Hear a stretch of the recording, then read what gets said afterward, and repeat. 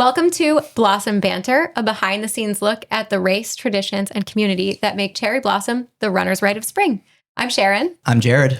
And I'm Los. And today we have an incredibly special guest with us, a member of my ambassador class from last year, an incredibly accomplished runner, a winner of the Double Blossom, and a holder of more than one fastest known time. Please welcome Jonathon, a.k.a. Fogell. Thank you so much for having me. Yay. Welcome, Fogell. We're so happy you're Thanks here. for being Thank you here. for saying yes. Thank you for inviting me. So one of the first things we wanted to ask you about, since you're such a prolific and accomplished runner, but what did that journey look like? How did you get started and how did you get into running? My story is probably a little bit different than your average person. I started this off by saying I would never run because I hated it. When I was younger growing up, I just looked at it as a punishment because I did a lot of other sports and that was always the punishment. So I said, once I get older, I'm never running. But I started off with a boxing injury. I had broken my nose and I wanted to stay in shape. Ouch. So I knew the only thing I could do at the moment was just, run, do a little bit of cardio. So it wasn't really a run. It was a shuffle, just up and down my cul-de-sac. And then when that got easier, then I went to the next cul-de-sac and then a little bit longer. I was like, okay, let me go down a couple more blocks and a couple more blocks. And then one day a friend was like, hey, do you want to do a 5K? And I was just like, sure, not even knowing what a 5K was. I didn't even know you need real training. And all that stuff. Train for a 5K? No. That's crazy. We love a yes friend. Yes, we really do. Yeah. And for all you other runners, I'm sure a lot of people have similar stories because if you hang around any runner long enough, then you'll eventually get talked into running a race that you're not prepared for, but then you end up loving it. And then that usually kicks off a lot of our journey. Yeah, no, absolutely. Well said. How was it training through a broken nose? So it wasn't even like really a run. It was pretty much like a shuffle because like a head movement just irritated the nose. Yeah, that sounds painful. It was painful, but that's just the dedication I had to boxing. It's like I did not want to completely do anything, and I've always been that person. I can't just sit down and watch TV all day. Okay. A lot of my running friends, even now, they're like, "Why are you up running 4 or 5 times a day?" Because it's like I just cannot sit still. But yeah, at the time, it's just I really was just at a high point in boxing at that time, and I just really wanted to stay in shape. Did not want to lose my fitness or any of that. Nice. And how did that 5K go? That first one? It was pretty well. It was pretty decent. But the part that got me was just being beat by 2 little boys. They're maybe somewhere between 10 and 12. Of course, at the last minute, like the finish line, like they just sprinted ahead, and I was just dead tired. And I tried, and just the competitiveness in me, I was like, that'll no. do it. That'll do it. Yeah. That's some humble pie right there. Yeah. I was like, I will come back and train, and I will get my redemption. Yep. Nice. And now you're out here just running incredible times for the 5K. Yeah, it's amazing to watch you work, and especially hearing where you came from to where you are now. That's just inspirational. It's amazing. Yeah. Thank you. Yeah. And was there, was there after that 5K, obviously some motivation to improve on that, but then along that way, was there a point where you kind of found yourself kind of logged in and going, oh, wow, like I'm good at this. I like this. This can become my thing that I'm, they took the place of boxing. Was there a point along the way for you? So the part where I said, oh, maybe like this can become a thing for me, that part came much later on. Just that competitiveness in me was like, okay, I want to get better than the last time I did it. Okay, I want to get better again. Yeah. And then when 1% better. Yes, exactly. Yeah. Yes. And then I can't remember exactly what I did next, but I do remember it was a half marathon down on the canal in DC. Sure. Oh, yeah. Cool. Yeah. And that literally, I felt like I was going to die at the end. But then, and again, just that competitiveness in me, I was like, I want to try again. I want to get better. Yeah. And you looked up and you said, I'm not a boxer anymore. I'm a runner. Runner, yes. Yeah.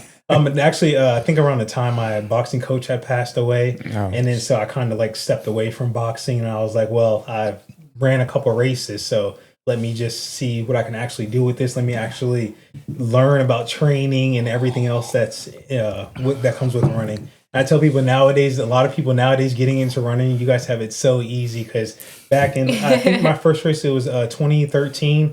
And so you didn't have a lot of runners being as open as they are today.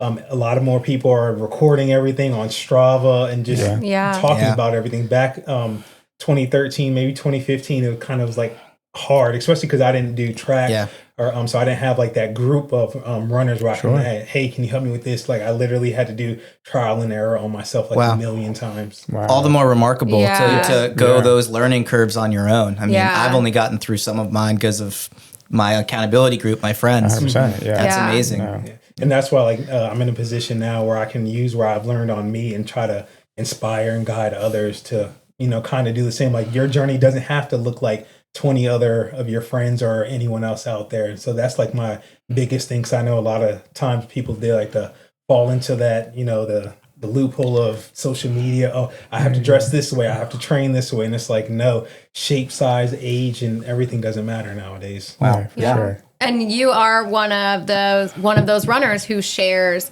a lot of information. You post really great videos about your running, your training. Some of them are very humorous. Like my favorite ones are always like the funny, silly ones. Like you posted one recently that was my favorite, where you're like how to run in the cold and just like hop on the treadmill. Iconic. So good. But you are contributing that knowledge for people to help get into running. So that's appreciated. Thank you. And that's one thing what I want to do, because I knew how hard it was for me to find the information when I wanted to learn about all the cramps I was having. Like, is that normal? And then just, what type of workout should I do? Because at the time I thought everything was fast, but now I know like you have to go slow in order to go fast. So I try to be completely open and honest with everyone as much as I can. And like she said, I'd have to add the humor in there. Absolutely. That's great. Absolutely. And it goes a long way too, because it makes the information palatable, relatable, and most people are not laughing as they're learning these very hard lessons about how they can become runners. And usually it's not, you're not built to run. It's you didn't know you had to fuel, hydrate, stretch, take a break, start with a walk, like start slow, go faster later. So spoonful of sugar helps that message. And speaking about the fueling too, because like for me it took a long time for me to actually fuel during a race, because I couldn't find anything that set well in my stomach. So a lot of my races, there was a lot of people telling me, oh, you're not going to last long in marathons, half marathons at the pace that you're going without fueling. And it's just not saying that they're wrong, but it was just proof that everyone is different. No, I was going to say, it's great that you're sharing all this information, because people who are just coming into their running journey and think that they're supposed to run fast. Every run needs to be a fast run in order to get faster. Those are the ones that end up getting injured. And, then they're discouraged to come back to the sport, because they don't understand that you do need a long, slow distance. You do need some recovery. You should be stretching before and after each run, which I'm guilty of not doing. Me too. Raise your hand if you stretch before and after every run. Crickets.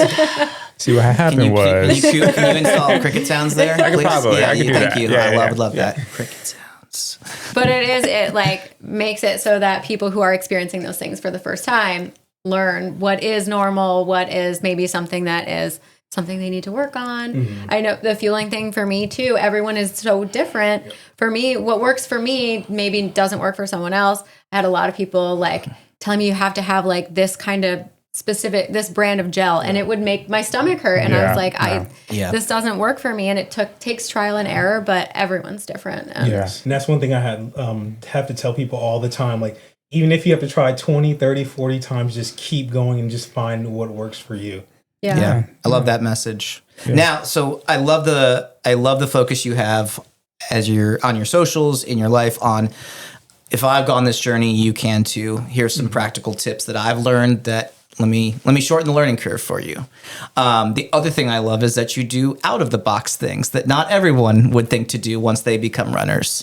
Talk a little bit about that, some of your experiences, how you got into some of your fastest known time endeavors, and like what, once you became a runner and went, a lot of folks might go, I'm a 5K person, I'm a 10K person, I'm going to run the 10 miler at Cherry Blossom, maybe a half marathon. Not everyone goes, I'm going to run between 3 airports.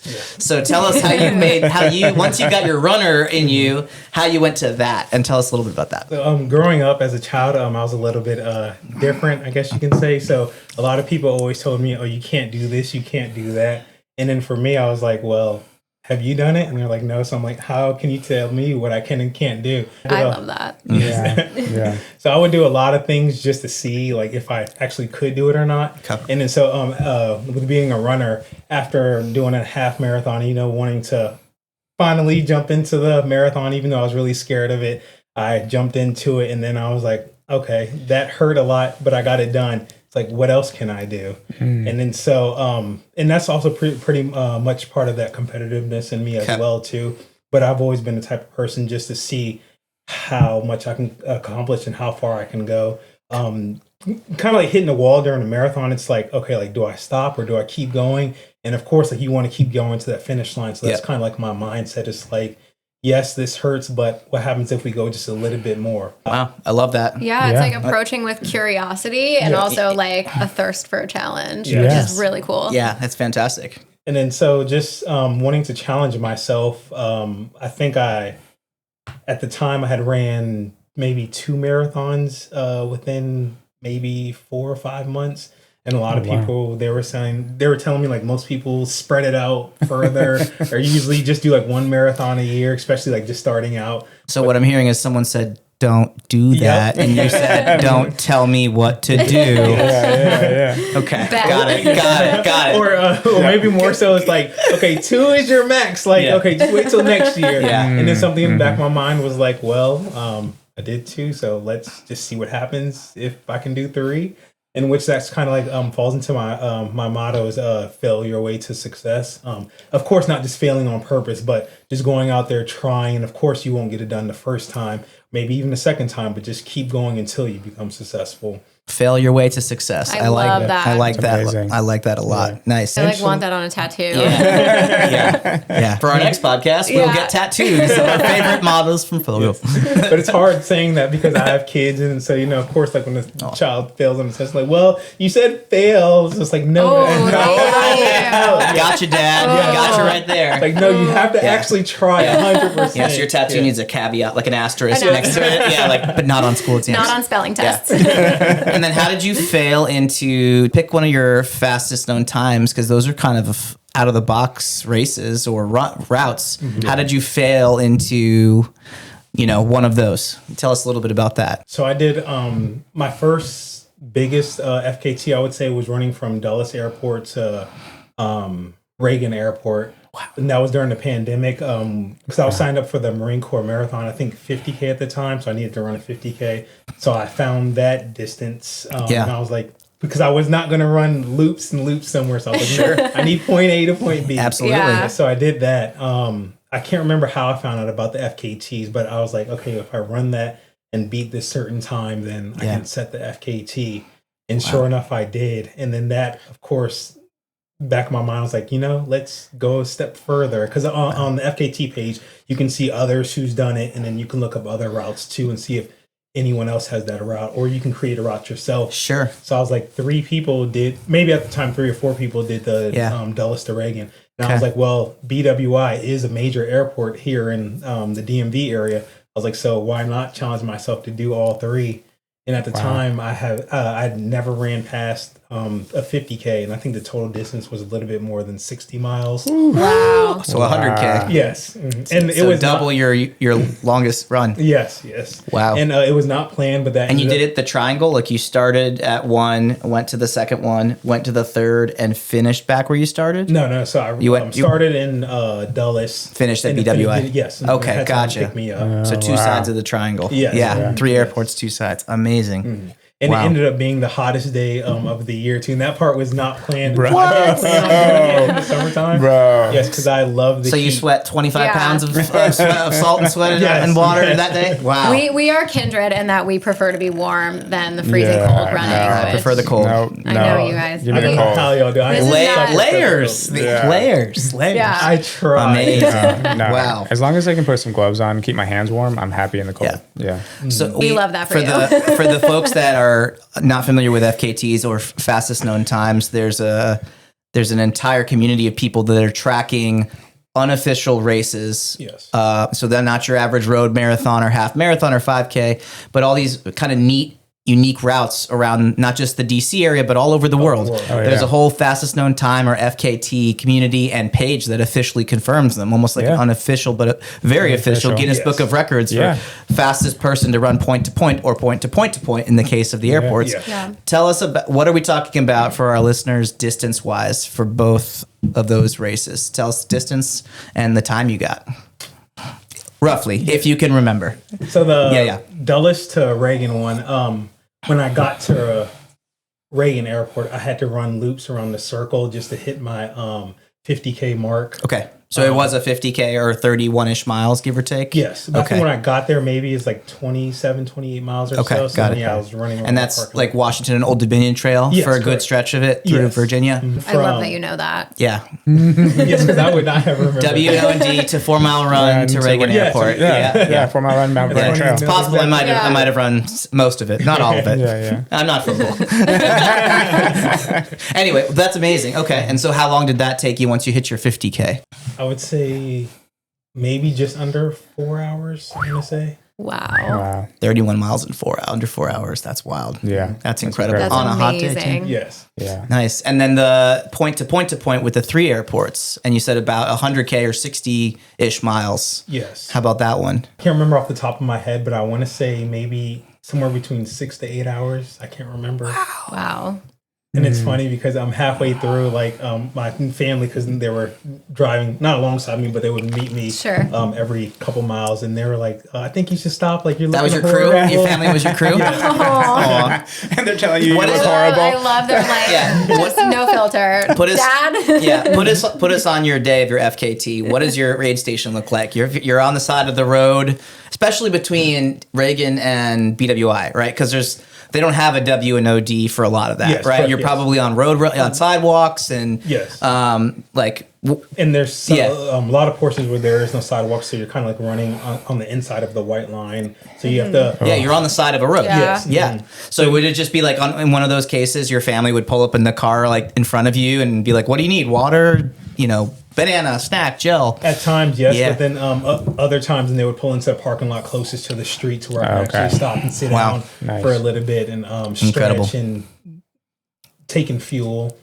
Very cool. Awesome. But then again, you have to keep in mind that you're also trying to beat somebody else's record if someone else doesn't already have that record. So luckily for me, no one else had that record, so I kind of could take my time, in which I was so happy no one else did, because like I said, it was the hottest day of the year, my first time running that distance. So yes, I did have to. Incredible. So amazing. Yeah, I'm like getting chills I know. listening to you talk about it. That's so neat. Oh my goodness. So you have the record for that one still? I'm not sure, because a couple people, they said that they wanted to do it, but I never went back and checked. Okay. But I do want to go back out there and beat my time, because now that I know the exact route and I'm much faster than before. Oh yeah. No, I'll crew you. Yeah, I was like, we'll crew you. Podcast crew will crew you. Okay.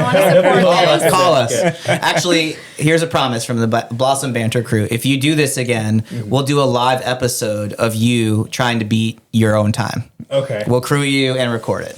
Okay. There we go. Well, I don't know if maybe I'm jumping the gun a little bit, but I don't know if you guys want to do that, or the other big FKT that I set and that I do want to go back and go after my own time. And that's running around the 495 Beltway. Whoa. Oh, the entire Beltway. Yes. Wow. And for all the listeners, I was not running on the highway, so if you want to go after it, please. I was like, I remember that day. There was a lot of traffic. Yes. Was that you, Fogell? Were you traffic that day? Yes, please do not run on the highway. Tell us about that experience, because there are no trails that fully circumnavigate DC. You'd be crossing under bridges and through random communities, and tell us about that. Running on the road for good portions. Wow. Yeah. So a while back, this was after I did the 3 airports FKT. I heard about Mike Wardian first doing this. Shout out to Mike Wardian. Yes. I did the Taco Bell 50K with him, so. Oh, nice. You guys are best friends now, right? Yeah. Well, he probably doesn't know who I am, but if you do, hi Mike, and if you don't, hi Mike. Yeah. Okay. So I heard about him doing it, and I was like, well, if he can do it, and I did 60 miles, I was like, maybe I can do it too. Yeah. But I never actually set out for it because, I was kind of nervous because it's about 100 miles. But as he was running across the country a few years ago, maybe I think 2 or 3 years ago, I got a chance to run with him a good portion of it, total 150 miles. Wow. Over 2 days. Whoa. That's incredible. Wow. Yeah. amazing. So he was just someone I've always followed and looked up to, and I was like, hey, I got an opportunity to run with him. Let me just take full advantage of it. Fantastic. Yes. So and he's such having worked with him even a little bit on 1 or 2 of these fun off the beaten path races, he's such a nice guy. He's the kind of person you can reach out to and be like, can I join you on this run? And he's usually like, yeah. You know, yes. And he is an open book. And that's what got me to where I am today. You know, I just picked his brain every chance I could. He is a great mentor and role model for a lot of this stuff like we're talking about. Yes. Yeah. And then he sets these records, but he's the type of person, he will set it and then he encourages others to go either after that or after bigger records too. Absolutely. That's cool. Yeah. What's a story that you remember about your Beltway circumnavigation of DC? I almost didn't make it because when I got down to the ending of it, did you start on one side of town in particular, north, south, east, west? I started in Maryland. I can't remember exactly where, but there's a bridge in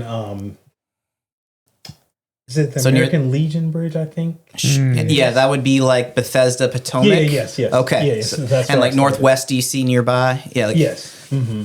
Okay. Yeah, so I started there. And then did you go clockwise? Like stay in Maryland, or did you cross the river right away? The other direction. You stayed in Maryland. You didn't cross the bridge right away. No. Okay. Yes. So you went clockwise. You went clockwise, like Nice. a clock. Yeah. You stayed in Maryland, and then you crossed into like National Harbor. You crossed to Alexandria. I'm like mentally Yeah. mapping. Okay. Cool. Yeah. So you went like a clock turning. Yes. You went Cute. clockwise. That's so cool. Yeah. So tell us about like a memory you have from like that. Where So the memories that just that last maybe like mile, I was just panicking because I was looking down at my watch. I was like, where is this trail to get me to the finishing point to the other side of the American Legion Bridge? Oh, wild. I didn't know I had to hop on the C&O trail. Well, I knew I did, but there was no sign for it. So I seen another trail that was right next. Eventually, I knew it was right next to the trail I was supposed to be on. So I was just running on the trail that I went down, and the grass was just getting higher and higher. Like, wait a minute! I was like, no, I did not have any time. The hair on the back of my neck just stood up. Yeah, Like, I'm roughing it, but I gotta go. I'm a trail runner now. I was like, I did not run 100 miles for nothing. Even though if I didn't get it, I would have been happy that I went after it. But I was like, no, I want this record. And then so That's incredible. At the end of the trail that I was on, I was just looking around. I was like, it has to be around here. And I looked over to my left, and then I seen the trail over there. So I just started sprinting. I was in so much pain. I don't know how I was able to run. So I just ran and hopped on the trail that I was supposed to be on, and then got to the finish. Wow. And I think I beat the time. It was either by just a couple seconds or maybe just like a minute. Wow. So it was like right That's there. amazing. Wow. Yeah. Wow. That's incredible. Yeah. Incredible. Amazing. I know I could listen to these stories all day. Yeah, I know. Yeah, right. Honestly. Yeah. And then eventually y'all would do stuff like that. No. I've tried ultra running before. I'm so supportive. I have, of it. yeah. I've tried ultra running before. It is not for me. I don't enjoy it. I max out at marathon distance, and even then, I'm starting to feel like that might be too long for me. I said the same thing because I ran JFK 50K, and my friends, they have the picture like saved in their phones. So every time they're like, "You said you would never run." Never say never. I mean, I ran the Patapsco Park 50K. Amazing. I finished. Awesome. Congratulations. I don't need to do that one again. Because you do a couple loops, but the second loop is a little different than the first. And the second loop, it goes up this hill that's just like I got to the bottom of the hill and I looked up and I was like, expletive. Yeah. But yeah, so I also just don't like most ultras are trail runs. Mm-hmm. And I hate trail running. Yeah, I'm the same. Yeah. I do not want to be looking down, looking for rocks or twigs or roots that might trip me. And I love to look. Or snakes. Yeah. We've talked about this before, playing the game Stick or Snake. I don't want to play that game. No, it's not fun. I love trail running.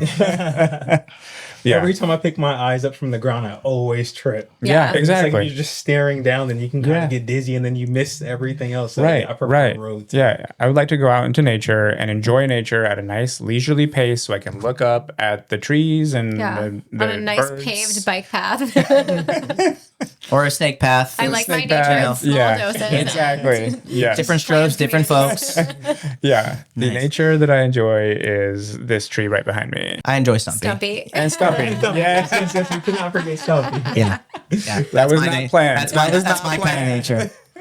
Yeah. But a good segue to switch gears a little bit and talk about last year's Cherry Blossom. What was it like being chosen to be an ambassador? I was really excited. That was my first time being an ambassador, and especially for a race that I love so much. And the main reason why I wanted to do it, because that was around the same time where I said I wanted to start getting more into the community, wanted to start meeting more different run clubs and just actually getting like more hands-on with the community. So I was like, let's just put in for the Cherry Blossom because I love that race and it's right here in my backyard. So I was like, let's just put it in for it and see what happens. And then unexpectedly, I got chosen. Congratulations. Thank Is you. your backyard the National Mall? It's our backyard. Yeah, all of it's our everyone's backyard. backyard. Yeah. The royal backyard. Yeah. The royal wee backyard. Yes, Yeah. exactly. And then tell us about once you were chosen, what was the experience like? Obviously, you were chosen the same year as Sharon, so you're alumni from 2025.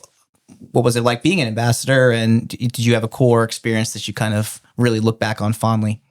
The whole experience as a whole, just learning about the race, everything that goes into it, all the volunteers, the amount of hours and hard work that they put into it, it was just like really eye-opening. Of course, like people know that it's a lot to put on a race, but actually being at the dinner the night before the race and just hearing how almost all of it is just volunteer work and the amount of hours that people spend, literally like it's thousands of hours and hundreds, if not thousands, of volunteers that makes that magic happen. Yes. Yeah.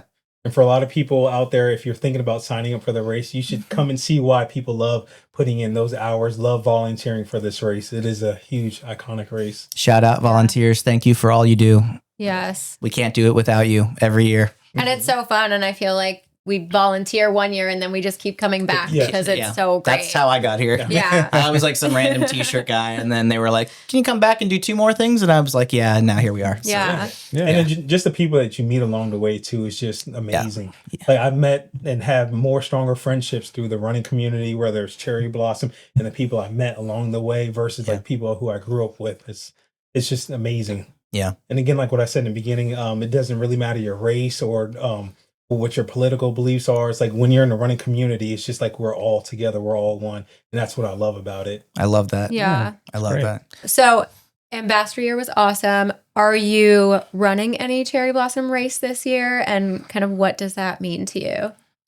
I'm coming back for the Double Blossom Yay. again. Yay.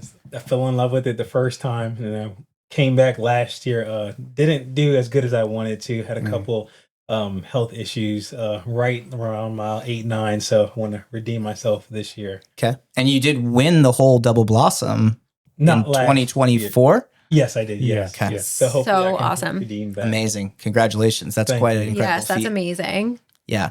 Yeah. Nice. And for people out there, it was one of those things where I came out the year before just to cheer on the 5K runners. So I had to pick up my bib. So anyone who comes to pick up your bib, us runners, we love you to come out there and cheer for us as well. Very true. Yeah. Yes. And for folks that are running their first Cherry Blossom this year, what advice would you have for them about the course, what they can expect during the day, getting there, what to experience, what to look out for?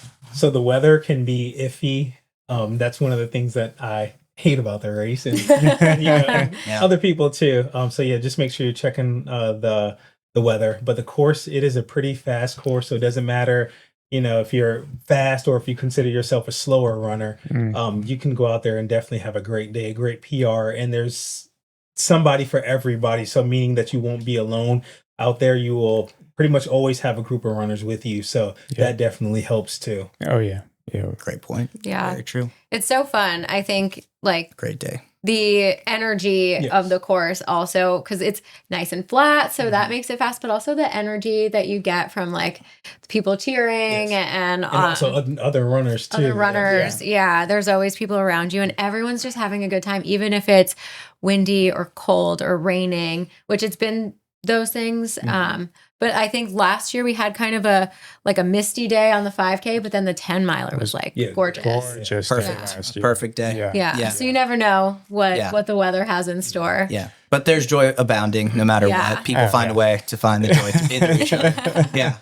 And a little tip for everyone, I know that the lottery's, a hit or miss, and a lot of people, they get hit more than they get chosen. So you can volunteer. That is your guarantee way to grab a spot. Make sure you volunteer. And trust me, I volunteered last year, and so did she. Volunteered at the expo. Yes. You guys are both volunteers. Volunteer. Hang out with us. And it is fun. So don't just be like, I'm just standing around being bored all day. Yeah. No, you can meet a lot of runners. You see your friends. And if you get there early enough, you can skip the lines and grab your bid before, the volunteer time. Get a picture with Stumpy. Yes. Yeah, he's over here giving all the insider volunteer secrets. Yeah, exactly. I am volunteering at the kids run this year. Are any of your kids going to run this year? Yes, my youngest son and youngest daughter again. Oh my gosh, so exciting. Amazing. I can't wait to cheer for them. That's awesome. Is it their first one? No, they ran it last year. Okay, great. Cool. Awesome. Very cool.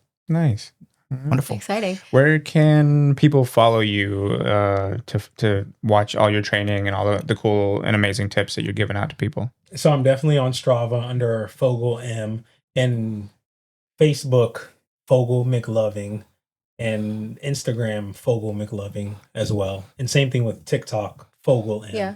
Fogell M. Okay. I'm, kind of one of the, as people would call me, old school. So yes, I do have Facebook, and that's where I'm more active. But I'm slowly trying to, get more on the Instagram and TikTok. I am on there, but mainly, Facebook is. Gotcha. Yeah. It's great because if you have posted questions in about Cherry Blossom, there's a good chance that Fogell's been the one to answer you on Facebook. You're so on top of answering people's questions. Incredible source of information and guidance. It's great. Yeah. Thank you. Yeah. Awesome. Is there anything else you'd like to share, highlight, anything we didn't touch on that you wanted to mention? For anyone, maybe this may be your first race and you're kind of nervous. There's hundreds of other people out there like that. And just, go out there, have fun, and don't be afraid to ask questions.